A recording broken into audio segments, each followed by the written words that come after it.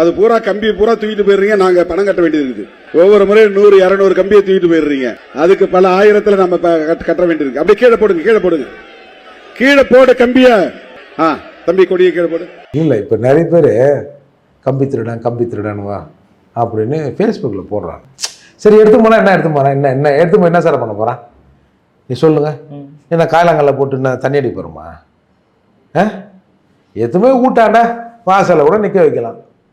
சரி அப்படியே எடுத்துகிட்டு போய் பர்சனல் யூஸ் பண்ணால் என்ன கெட்டுற போது? ஏது உங்களுக்கு சொத்து ஏது? இவ்வளோ பணம் ஏது?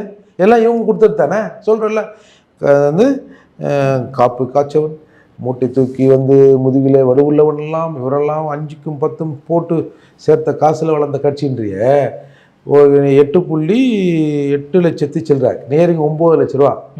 அதில் பூ வேற ஒரு 1 லட்ச ரூபா வைங்க. 10 லட்ச ரூபா கொடுத்து பூ போட வைக்கிறேன். இது என்னது இது? இல்லை அதில் ஒரு 5 நிமிஷம் பூ போடுறது என்ன நடந்துற போகுது?